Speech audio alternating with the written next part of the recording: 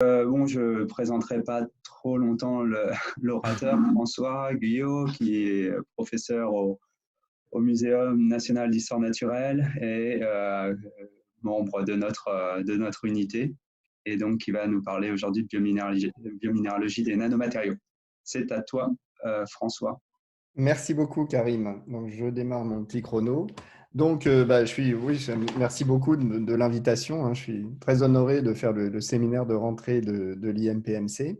Alors, je vais vous donner tout de suite dans ma première slide un peu ce que sera l'esprit de ce séminaire, les choses principales. Ah, du coup, voilà. Donc, on part du principe que, effectivement, les organismes vivants fabriquent des nanomatériaux pour des raisons diverses, hein. Souvent, c'est des sous-produits de leur métabolisme.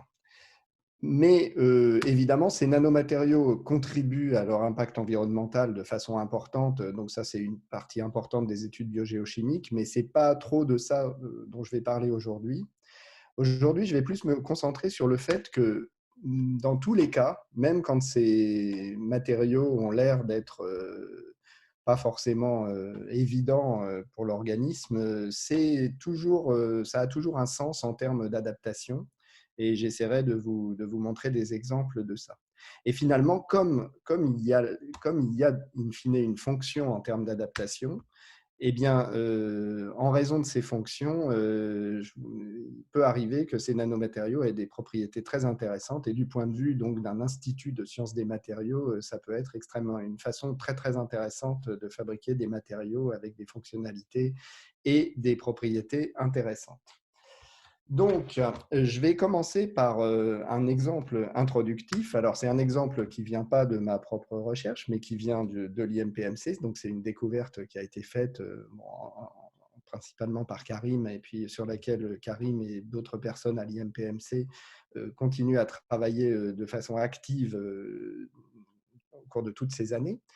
C'est effectivement une coexistence très intéressante, une production très intéressante de nanomatériaux. Donc, vous voyez ces petits globules de carbonate sur cette image de la cyanobactérie, donc ils sont effectivement nanométriques. Ce sont des carbonates amorphes. Alors, la cyanobactérie, elle fonctionne en faisant de la photosynthèse oxygénique, et je vais utiliser cet exemple introductif pour discuter en quoi ces connexions, ces adaptations en quoi ça peut tirer la recherche au moins de ce point de vue-là.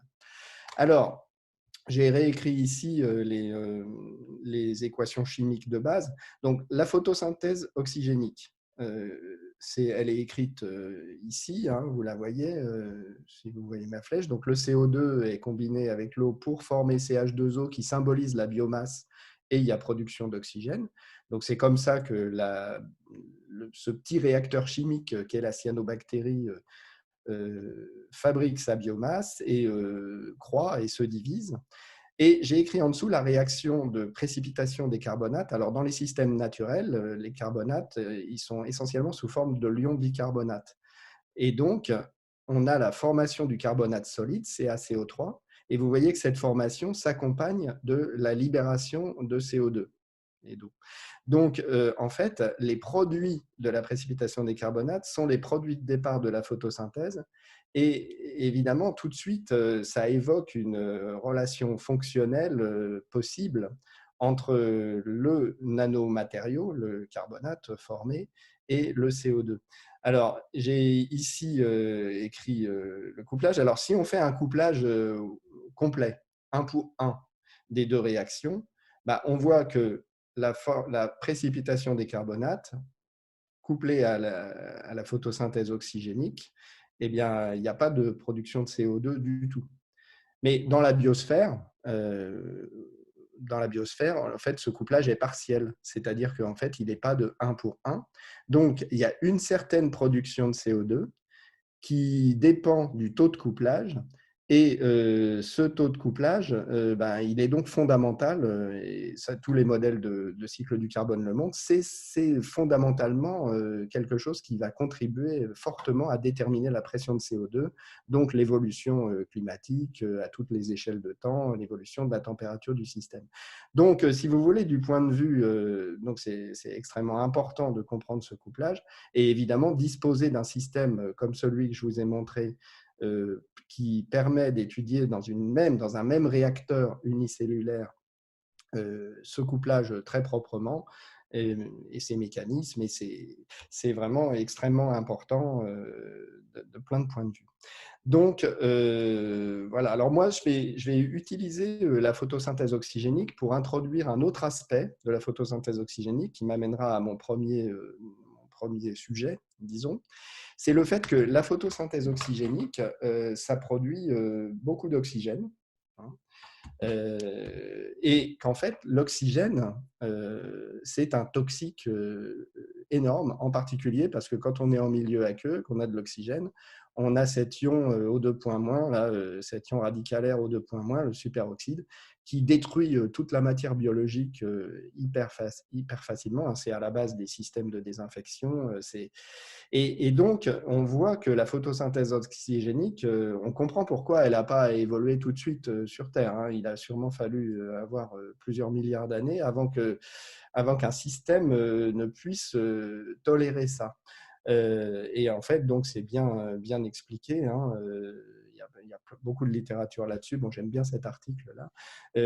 C'est assez intéressant de comprendre qu'il faut contrôler ces fameuses espèces réactives de l'oxygène, donc qui dérivent du fait qu'on produit de l'oxygène.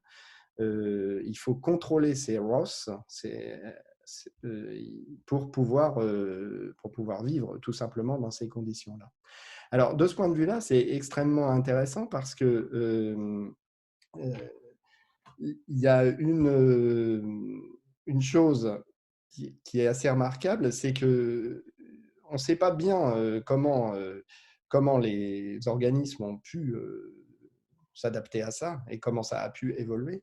Mais ce qui est clair, c'est que dans la photosynthèse oxygénique, donc celle dont je vous ai parlé maintenant, on a toujours ce système, hein, qui est au centre des protéines impliquées dans la photosynthèse oxygénique. Donc, c'est ce qu'on appelle un petit cluster métallique. Donc là, c'est CaMN4O5.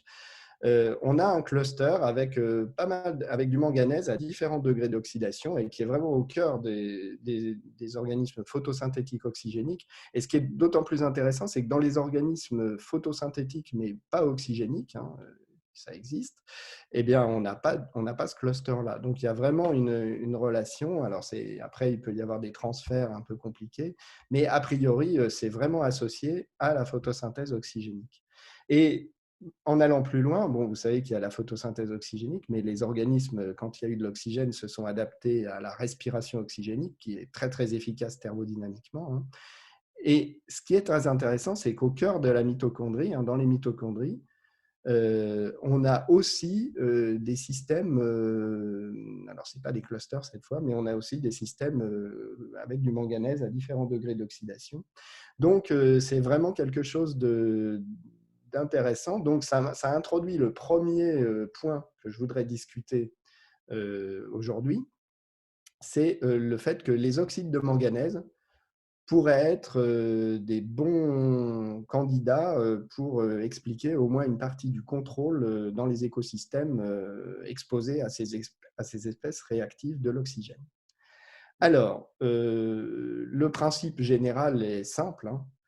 C'est que quand on a les formes réduites, manganèse 2+, ou 3+, elles peuvent interagir avec les ions superoxydes et en fait les détoxifier, les ions superoxydes, pour former. Alors, c'est encore pas terrible le H2O2, mais bon, il y a d'autres systèmes qui prennent soin de H2O2, hein, qui est aussi un problème, mais c'est beaucoup, beaucoup moins toxique. Le vrai problème, c'est vraiment l'ion superoxyde. Alors, juste pour vous illustrer ça, ça a l'air d'être un processus environnemental qui n'a pas été bien connu, hein. Il y a des études dessus, bien sûr, mais qui a l'air d'être vraiment très, très général. Par exemple, là, je vous montre des résultats de la thèse de Thaïs Quanon. On voit que si on prend des Escherichia coli, donc qui sont des organismes qui, a priori, ne sont pas connus spécialement pour fabriquer des oxydes de manganèse, et bien, en fait, les Escherichia coli, quand on les met en présence de Mn2+, elles minéralisent, donc tout le monde minéralise en fait un peu de MnO2, ou du moins tous les organismes qui ont un métabolisme oxygénique, hein, de respiration d'oxygène. Et on a pu montrer que en fait, c'est probablement lié. Alors ça, sur cette figure, je vais vous l'expliquer vite fait, mais si vous regardez les barres vertes, ça correspond au taux de production de superoxyde dans des biofilms, donc là, d'Escherichia coli. Et ce taux de... Donc ça veut dire quoi? Ça veut dire que Escherichia coli, quand elle vit, elle respire de l'oxygène, donc elle produit forcément des superoxydes, des ROS, des espèces... que ces ROS sont plus ou moins, sont particulièrement efficacement pris en charge dans des biofilms d'Escherichia coli. Et ce qu'on a vu ensuite, c'est que quand on met ces systèmes en présence de Mn2+, eh bien, on voit, alors ça c'est une image de microscopie électronique en transmission, on voit pas grand-chose là dans le STEMIS, mais là, ça c'est des cellules d'Escherichia coli qu'on voit ici. Il y a un précipité de phosphate de manganèse, parce que, si vous voulez, la réponse au stress manganèse, on a mis quand même pas mal de manganèse, donc ça crée des phosphates de manganèse à la surface des cellules. Et surtout, ce qui est intéressant, c'est qu'on voit qu'il y a du MnO2, donc qui est d'une certaine manière biominéralisé par les colis. Ce MnO2, alors c'est pas facile de l'étudier parce que vous voyez, c'est vraiment du nano tout petit, de l'ordre du nanomètre.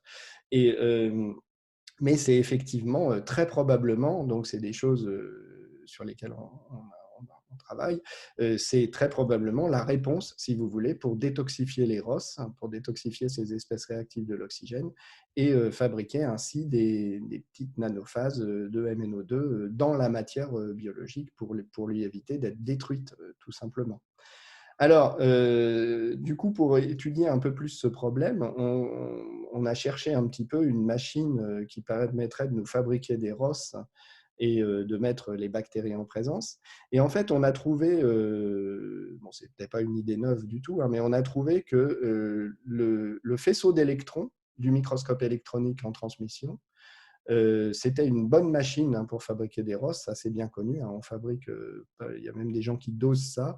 Donc, si on envoie le faisceau d'électrons sur de l'eau, on fabrique des ROS. Donc l'idée, c'était de mettre dans le microscope électronique des bactéries, d'irradier l'eau et de voir en fait, de booster un peu ce phénomène pour voir l'interaction avec les ROS. Alors, ça, c'est quelque chose qu'on a fait avec les collègues de Paris 7, là, donc dans le cadre de notre centre de microscopie électronique de Paris Centre. Donc à Paris 7, là, à Diderot, ils sont spécialisés dans la possibilité d'avoir une cellule liquide, liquid cell, et de faire du microscope en transmission. Donc, on pourrait le faire chez nous aussi à terme, hein, parce que ça va être une technique, à mon avis, qui va être assez intéressante. Donc, on peut faire de la microscopie in situ dans l'eau. Donc, ce qu'on a fait, c'est qu'on a chargé dans ces cellules, on a chargé les bactéries avec du Mn2+. Alors, ce qui est très intéressant, c'est que quand on fait un contrôle sans Mn2+, donc là, vous avez juste les bactéries et les ROS qui sont produits par l'irradiation.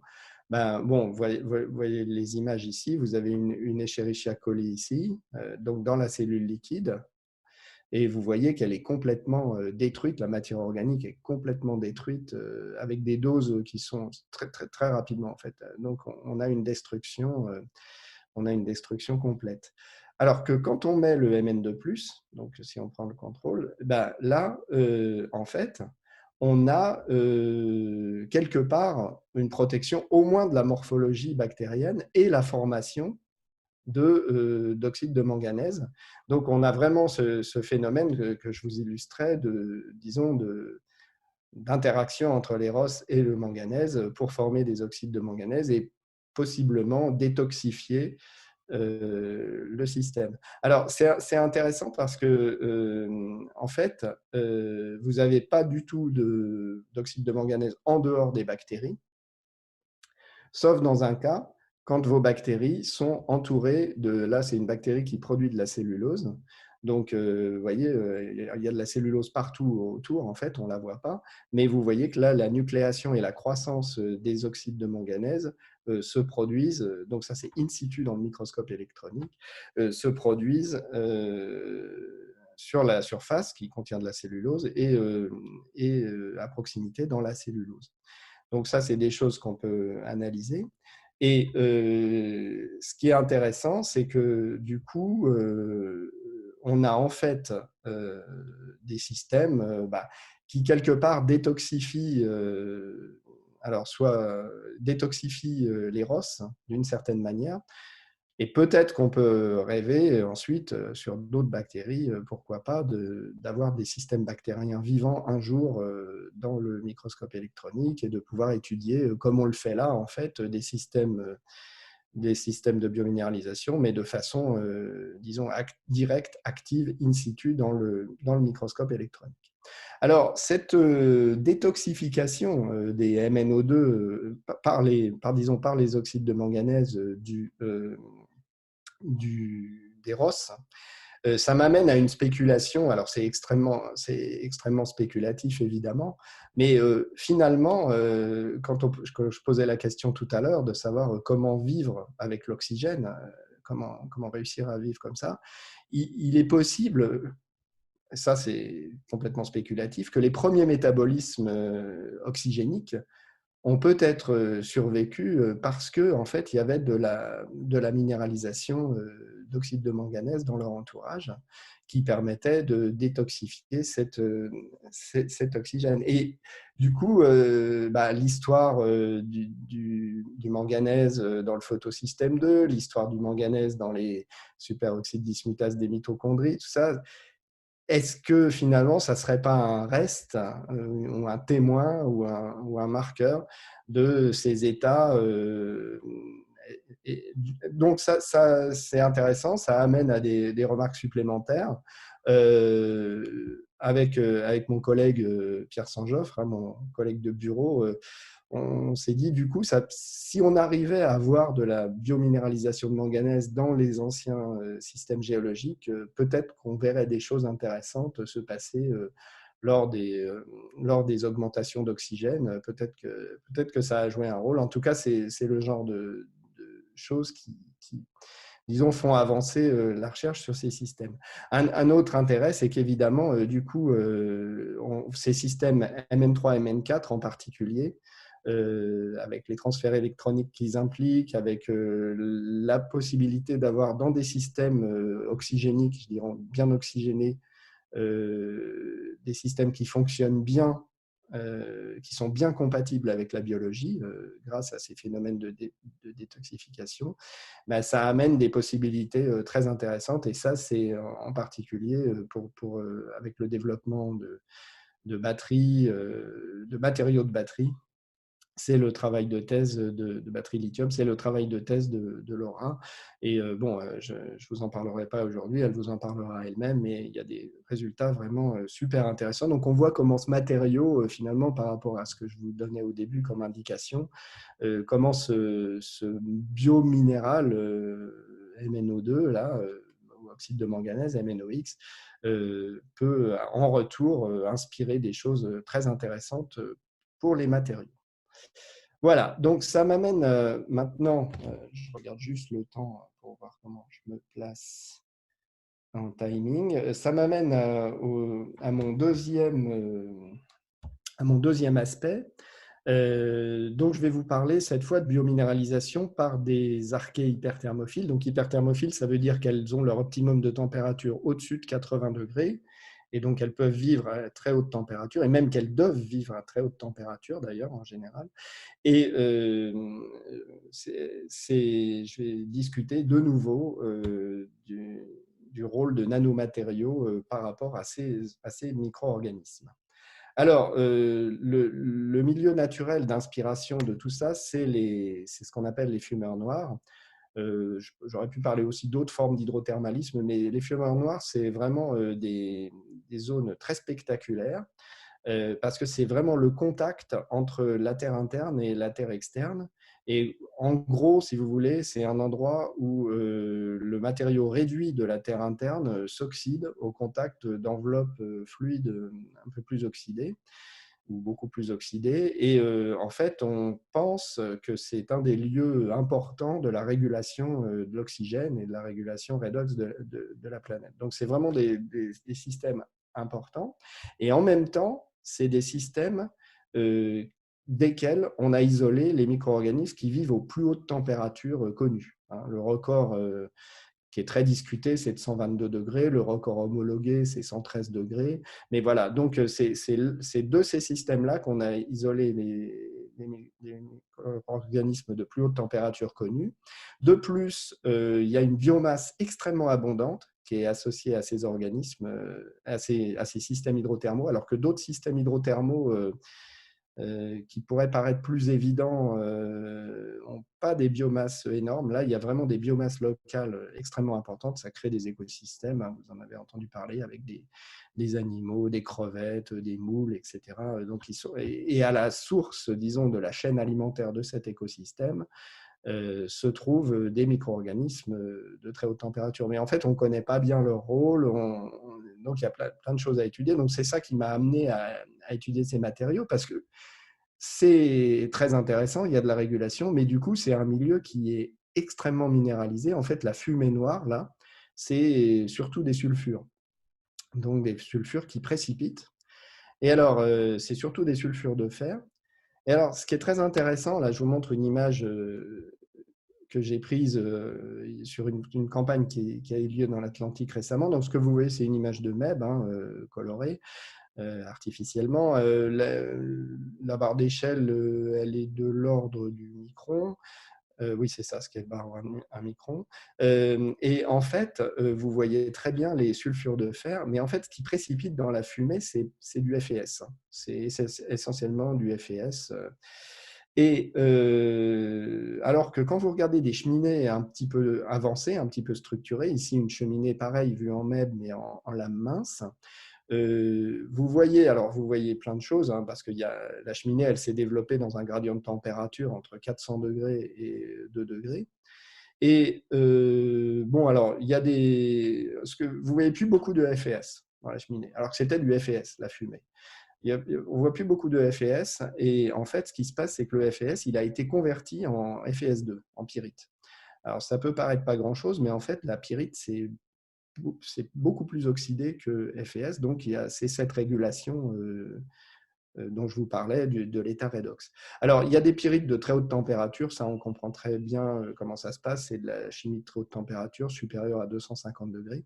Par contre, à l'endroit où on est aux limites de la ville, hein, entre 80 et 150 degrés, on a toute une gamme de pyrites secondaires. Et voilà. Et donc une idée, c'est qui contribue à ça? Est-ce que c'est de la biologie? Est-ce que c'est pas de la biologie, etc. Comment faire ces pyrites là? Et du coup, avec ma collègue Aurore Gorlas, hein, qui est en fait la responsable principale de toutes ces recherches là sur les archées hyperthermophiles, avec Aurore qui est à Gif-sur-Yvette, qui vient de déménager à Gif-sur-Yvette.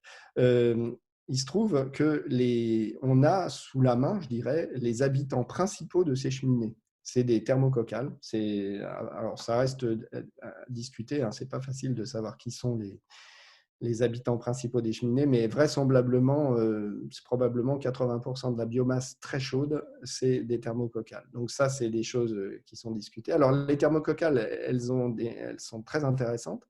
Elles ont un métabolisme, je dirais, le plus connu, qui est de respirer le soufre zéro, si vous voulez. Donc, elles prennent du soufre zéro au lieu de respirer de l'oxygène, elles respirent du soufre zéro, quoi. Et donc, elles produisent des sulfures et produisent du H2S. Et elles ont un autre métabolisme quand le soufre zéro est bas, qui est de prendre de la matière organique et de fermenter. Donc, dans tous les cas, si vous voulez, dans tous les cas, elles prennent de la matière organique, soit elles la respirent avec du soufre zéro, soit elles la fermentent, elles produisent de l'hydrogène.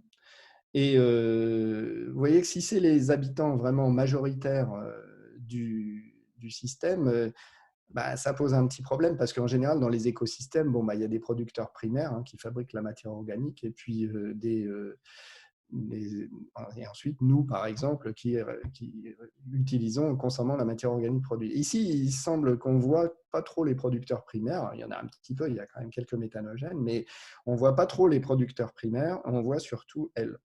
Donc, ça, c'est intéressant. C'est pour ça qu'on travaille là-dessus, parce que ça a l'air d'être les grands acteurs biologiques de ces fumeurs noirs. Mais aussi, quand on les met en culture, elles produisent très rapidement des pyrites. Et très rapidement, ça veut dire en quelques jours. Et Arnaud Duverger, qui fait sa thèse à l'IMPMC, qui finit sa thèse à l'IMPMC, vous dira pas le contraire. Faire des pyrites à des micro-organismes, en fait, c'est une mission quasi impossible. En fait, presque personne n'a reporté ça. Alors, Arnaud, dans sa thèse, a commencé à en montrer. Il y a des gens qui ont réussi à en faire de façon abondante avec des méthanogènes très récemment.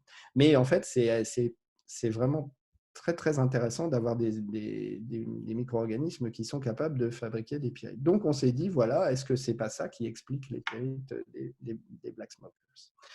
Et de fait, on a compris à peu près comment ça se passait, la formation des pyrites. Pourquoi ça marche si bien?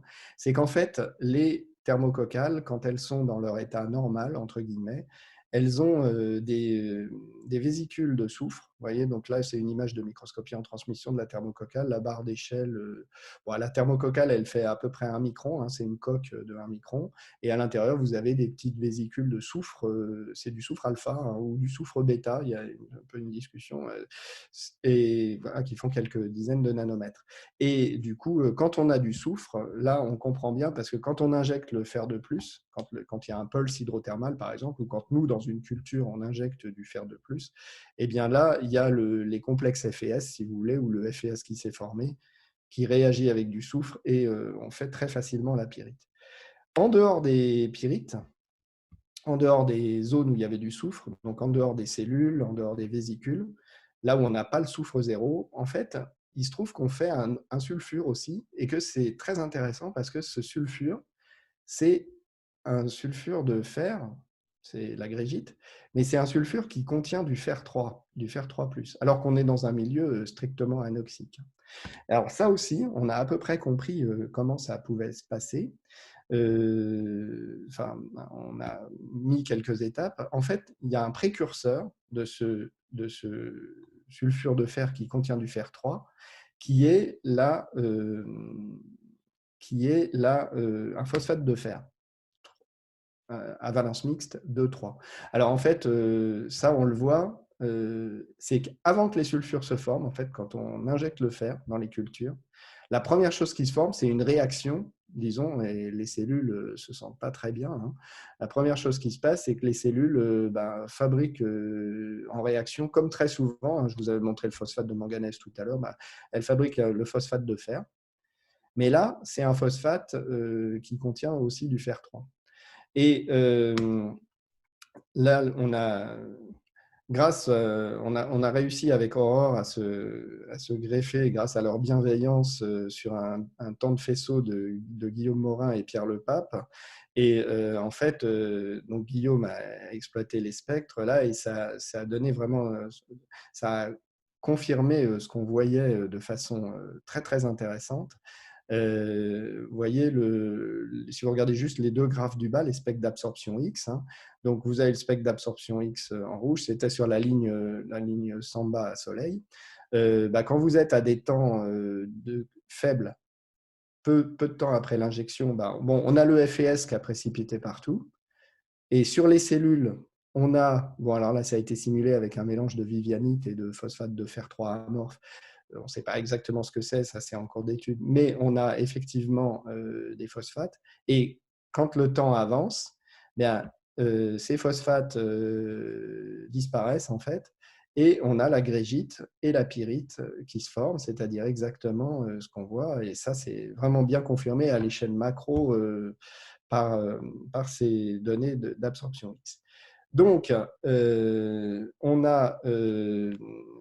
c'est évidemment les phosphates de fer, bon, le sulfure de fer qui précipite au début de culture après l'injection de fer, les phosphates de fer qui se forment sur les cellules, on voit que ces nanomatériaux qui se forment partout, c'est très très mauvais pour les cellules, et les cellules, elles ont vraiment pas l'air bien. Et effectivement, on a fait une mesure qui permet de voir la quantité de cellules vivantes. Donc, c'est ce qui est sur ce graphe. Donc, ça, c'est une mesure d'ATP. L'ATP, grosso modo, c'est une molécule qui ne peut être synthétisée que par les cellules vivantes. Donc, quand on mesure de l'ATP, on mesure les cellules vivantes, il y a plus ou moins des calibrations. Donc, suivez juste la courbe en vert, là. Donc, avec la courbe en vert, qui correspond à l'expérience que je vous décrivais, donc on injecte le fer de plus à un moment donné. À ce moment-là, tout de suite, instantanément, en fait, la quasi-totalité des cellules meurent. La quasi-totalité des cellules meurent, mais dans certaines conditions, et c'est là où ça devient vraiment très, très intéressant, au bout d'un certain temps, eh ben, on a, en fait, la culture repart, quoi. Et là, vous voyez du coup un début de pensée, disons, un peu écologique en se disant, voilà, est-ce que finalement, avec ces nanomatériaux qui sont délétères, est-ce qu'il n'y a pas une stratégie plus loin qu'une simple cellule individuelle égoïste? Et en fait, on n'a pas toutes les réponses à ça, mais quand on regarde à ces temps intermédiaires, où il n'y a presque plus de cellules, on voit que, bon, bah là, vous avez les cellules et les vésicules minéralisées, mais on voit qu'il y a certaines cellules qui n'ont pas l'air du tout minéralisées. Et donc, on pense que ça, c'est des survivants, en fait. Alors, pourquoi est-ce qu'elles n'ont pas minéralisé? Est-ce qu'elles n'avaient pas de vésicules de soufre parce qu'elles sont génétiquement différentes? Est-ce que c'est le hasard? Est-ce que c'est purement stochastique? Enfin bon, en tout cas, il y a quelques cellules qui ne sont pas minéralisées. On voit bien leur carbone, leur azote. Enfin bon, elles sont bien. Et quand on regarde par contre à des temps plus longs, quand c'est reparti, en fait, bah, ces cellules non minéralisées, bon, vous ne les voyez peut-être pas bien, puis elles sont un peu minéralisées là, mais il y en a beaucoup en fait. Il y en a beaucoup. Et on se dit, bon, bah voilà, est-ce que finalement, on n'a pas détoxifié tout le soufre du système sous forme de grégite et de FeS2? Et est-ce que maintenant que le soufre est bien détoxifié, est-ce qu'elles ne peuvent pas fonctionner avec le métabolisme dont je vous parlais, la fermentation, qui n'exige pas forcément de soufre? Et voilà. Donc ça, c'est des questions intéressantes.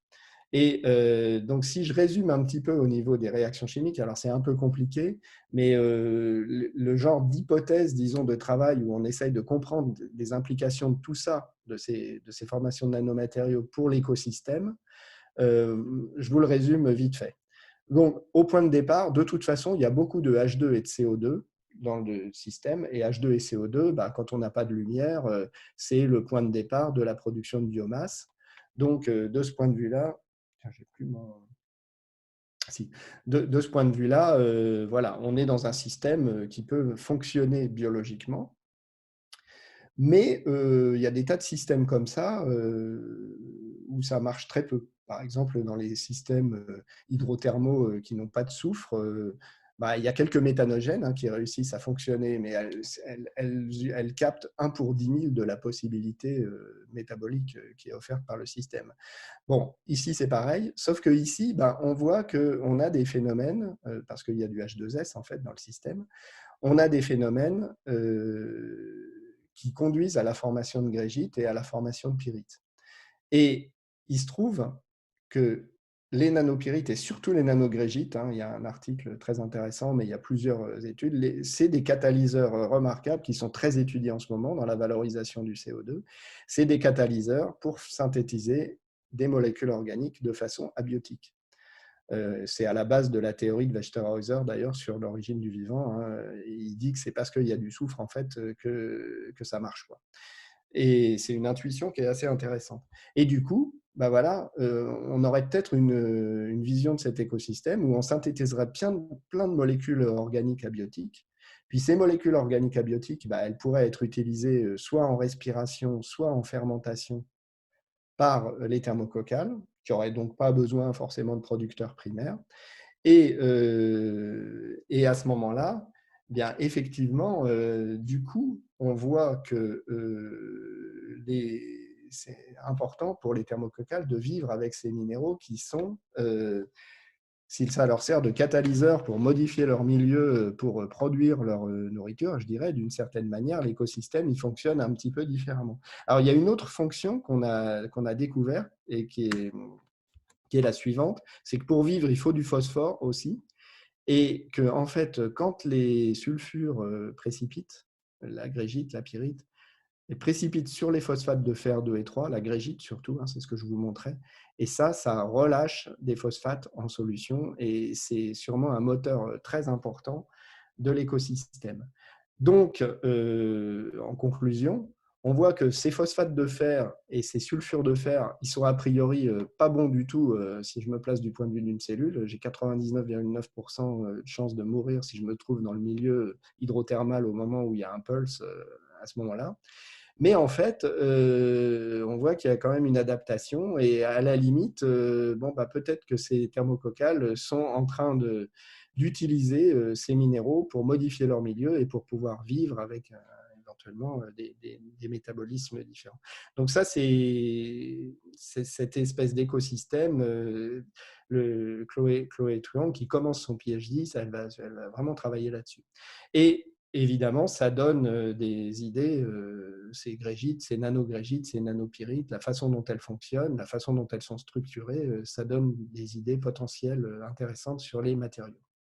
Alors, tout à l'heure, je vous parlais des oxydes de manganèse et puis de l'internalisation, disons, du manganèse qui posait question dans les systèmes biologiques riches en oxygène. Il y a une idée, alors c'est une idée qui est absolument pas neuve, hein, c'est une idée que je pense qu'elle a plus de 50 ans, ou elle a peut-être presque un siècle. C'est l'idée que, en fait, si vous regardez les protéines fondamentales du métabolisme en biologie, et ça concerne toute la biologie sans exception, en fait, on a énormément de centres fer-soufre hein, qui fonctionnent avec des mix de fer 2 et de fer 3, en fait, qui sont donc des mix, des centres fer-soufre qui sont dans toutes les protéines basales de tout le métabolisme, hein, de toute la biologie. Et donc, c'était un peu aussi l'idée de Westerhauser, hein, c'était de dire, finalement, oui, ça ressemble à des grégites. Est-ce qu'à un moment donné, très tôt dans l'évolution, ça n'aurait pas pu être intégré dans ces systèmes pour précisément faire la synthèse de matière organique à partir de CO2H2 ou y contribuer? Et d'ailleurs, au passage, la photosynthèse que je mentionnais tout à l'heure, dans les systèmes photosynthétiques non oxygéniques, c'est des centres fer-soufre, hein, d'ailleurs. Donc voilà, c'est assez intéressant. Donc, quelques remarques supplémentaires. Est-ce que c'est vraiment, ce que je raconte est vraiment vrai? Pour ça, il faudrait vraiment faire des expériences dédiées pour ça, et surtout mesurer les gaz, le H2, le H2S. Et un autre aspect, c'est est-ce qu'on peut avoir des traces de ces métabolismes que je vous ai montrés là dans l'enregistrement géologique. Donc ça, c'est vraiment la thèse de Chloé. Donc on est très content que ça puisse démarrer. Et il y a aussi un intérêt en biotech, bien sûr, je vous en ai parlé. Et, par exemple, là, sur les nouveaux process de bioproduction de H2 en milieu riche en soufre, parce que c'est efficace. Donc, il y a des discussions avec l'IFP, avec Total. Donc, il y a des intérêts de biotechnologie derrière aussi. Alors, le dernier exemple que je voudrais vous faire, et ça va aller assez vite, hein, rassurez-vous. Le dernier exemple, c'est un travail qu'on a entrepris avec mon collègue et ami Zoher à l'ENS. Donc, en fait, l'idée de base, c'est de rendre des Escherichia coli, donc des bactéries ultra communes, des rendre magnétiques. Alors, vous savez, vous connaissez tous à l'IMPMC les bactéries magnétotactiques, hein, bien sûr. Les bactéries magnétotactiques, ça a potentiellement d'énormes applications en biotechnologie, en dépollution, en biomédical. Il y en a certaines qui sont mises en place, mais c'est vrai qu'il y aurait certainement un avantage, au moins à rechercher alternativement de pouvoir magnétiser n'importe quel type de bactérie. Donc ça, c'est un peu l'idée de base. Et alors, pour ça, on se sert d'un principe qui est que dans toutes les cellules, ou presque toutes les cellules, en fait, toutes les cellules, ou presque toutes les cellules, font de la biominéralisation d'oxyde de fer, puisque dans presque toutes les cellules, on a des formes de stockage du fer qui sont des ferritines. Alors, les ferritines, c'est des protéines. Hein, donc, c'est des protéines, vous voyez. Alors, en vert, c'est la forme sans fer. Donc, c'est ce qu'on appelle l'apoferritine. Donc, il n'y a pas la particule minérale au centre. Vous voyez, c'est 24 sous-unités. Alors, ça dépend des ferritines. Hein. Il y a toute une diversité des ferritines. C'est une famille très compliquée. Mais grosso modo, là, vous voyez, dans celle-là, vous avez 24 sous-unités qui s'arrangent et qui forment une cage. Et en fait, le minéral, donc l'oxyde de fer, se forme à l'intérieur. Et ça, il y en a dans toutes les cellules, donc y compris dans les cellules de colis. Donc, bon, est-ce que ça pourrait pas être le point de départ pour magnétiser n'importe quelle cellule, en fait. Et ce qui est important de voir, c'est que, en fait, si ça marche, cette histoire de ferritine, il faut voir que dans le cytoplasme, bon, c'est pas évident de savoir quelles sont les formes exactes de transport du fer, mais enfin, c'est assez consensuel. Dans le cytoplasme, le fer, il est quand même surtout réduit, en fait. Il est surtout sous forme d'Fr2+. Et par contre, quand il rentre dans ces formes de stockage, il y a une fonction feroxydase, donc avec des espèces oxydantes, des accepteurs d'électrons, hein, d'ailleurs qui restent souvent à déterminer. Et donc la ferritine catalyse par sa fonction feroxydase l'oxydation du fer, et à l'intérieur de la cage, donc on récupère l'oxyde de fer insoluble. Et donc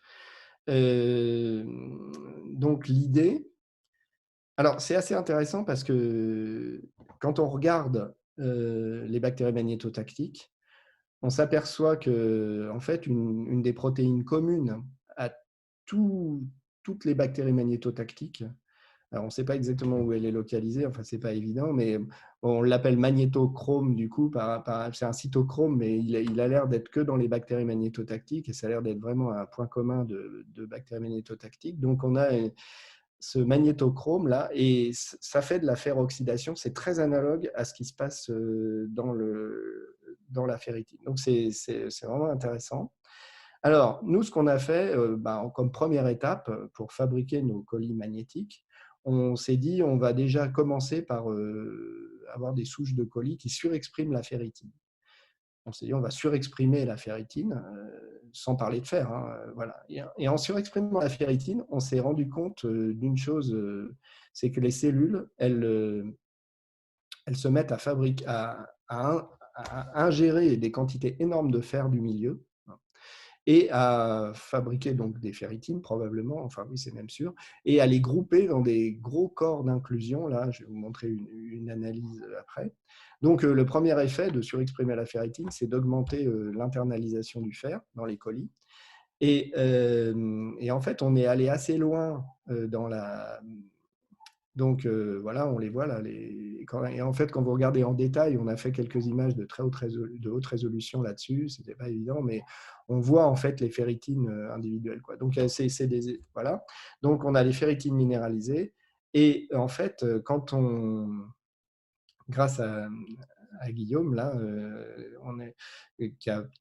donc c'était le postdoc de Weyand, qui était donc supervisé par Guillaume et par moi-même. On a pu faire de l'absorption X sur ces systèmes. Et bon, c'est en cours, mais on voit que, en fait, ce résultat fondamental, c'est qu'en surexprimant les ferritines, on a donc fait rentrer... et en fait, c'est beaucoup des phosphates de fer. Mais ce n'est pas étonnant, hein. Dans les ferritines, il y a beaucoup de phosphates aussi. Et donc, le résultat, c'est que, bon, on n'a pas encore réussi à aller à la magnétite, hein, c'est la première étape. Mais ce qui est très intéressant, c'est que ces colis-là, qui ont ces minéralisations, ces phosphates de fer, là, on peut montrer qu'elles sont magnétiques déjà, en fait. Elles sont déjà magnétiques avec l'espèce de mélange là, de ferrite, mais enfin très phosphaté. Et Johan Guillaudot, d'ailleurs, étudie le magnétisme de ce matériau témoin qu'on a synthétisé, et ça marche très bien. Il y a un peu de magnétisme. Alors, ce n'est pas un magnétisme très fort, mais là, je vous montre le dispositif qui va vous expliquer les images qui suivent. Vous avez les cellules, là, dans un capillaire, alors dans des gouttelettes d'huile, parce que c'est plus facile. On met un aimant. Et en fait, le gradient de champ magnétique va entraîner la migration des bactéries qui ont été magnétisées. Donc là, par exemple, sur cette image-là, vous avez un mélange de bactéries vertes, c'est les GFP, qui ne sont pas magnétisées, elles n'ont pas surexprimé la ferritine, et des M-cherry, ça va être des bactéries rouges, qui sont magnétisées, enfin, qui ont les corps d'inclusion, et qui elles sont rouges parce qu'elles sont associées, enfin le plasmide associé contient quelque chose qui les colore en rouge. Et je vais vous mettre le petit film, vous allez voir, on va mettre l'aimant, et donc dans le gradient de champ, vous voyez ce qui se passe, les rouges tout de suite augmentent vers l'aimant, quoi. Donc on a une migration des rouges, elles ont bien été magnétisées. L'autre film, c'est un peu pareil, mais il a un intérêt technologique. Là, en fait, on a fait une autre construction. On a les deux, les vertes et les rouges, qui sont mélangées et qui sont magnétisées toutes les deux. Elles surexpriment toutes les deux la ferritine. Mais ça, c'est pour montrer l'intérêt biotech éventuel, c'est que vous pouvez du coup concentrer un mélange de ces bactéries. Vous voyez, pareil, en appliquant l'aimant, là, vous voyez, et là, vous faites un mélange de vert et rouge. Bon, après, vous pouvez faire des variations à l'infini pour jouer avec ce genre de système technologique. Alors, quelques remarques supplémentaires. Oui, on aimerait bien quand même réussir à faire des magnétites parce que là, il faut être dans des gradients de champ très forts. Donc une idée centrale intéressante, ça serait de réussir à convertir cette ferrite, enfin ce matériau-là, en magnétite. Alors, ce n'est pas facile, mais on finira peut-être par arriver à faire nos bactéries magnétotactiques complètement artificielle par une voie, par une voie qui est intéressante. Alors, ce que j'aime bien dans ces recherches, moi, ce qui me plaît beaucoup, c'est que ça donne des images. Alors, ce n'est pas du tout le schéma qui s'est produit dans l'évolution, mais ça donne des images qui permettent de mieux appréhender ensuite, de comprendre comment peut-être le magnétisme a pu émerger, ou au moins d'avoir des voies. Une autre voie intéressante, c'est que pour transformer les ferrites en magnétite, on peut le faire sans faire d'OGM du tout, sans modifier génétiquement la colie, mais simplement en juste faisant percoler du fer de plus dans des colis, alors dans des conditions. Voilà, donc bon, ça c'est assez intéressant, et évidemment, donc je n'ai pas besoin de vous expliquer toutes les applications possibles. Enfin, on pourra en parler si vous le voulez d'ailleurs. Voilà, donc j'arrive au bout. Je vous ai montré 3 exemples de nanomatériaux qui sont en fait des produits métaboliques qui a priori ne sont pas géniaux, quoi, qui même, vous l'avez vu, dans certains cas, et dans la plupart des cas d'ailleurs, au début, ça augmente pas la fitness des cellules qui sont concernées, hein, elles se sentent plutôt plus mal. Mais dans chaque cas, on a pu au moins intuiter que ces nanomatériaux, de l'environnement de ces micro-organismes, ils avaient finalement une fonction écologique, hein, que ce soit finalement des produits de détoxification des ROS avec les oxydes de manganèse, que ça a l'air de manipuler la synthèse abiotique de matières organiques avec les grégites et les pyrites. Et dans le cas particulier, évidemment, que ces corps d'inclusion un peu désagréables rendent l'objet magnétique. Et du coup, avec ces fonctions, eh ben, ces matériaux, effectivement, ça peut donner des idées intéressantes en termes de synthèse de matériaux et en termes de progrès. Donc, ça fait une recherche qui, somme toute, enfin, moi, j'ai énormément de plaisir à faire de ce genre de recherche.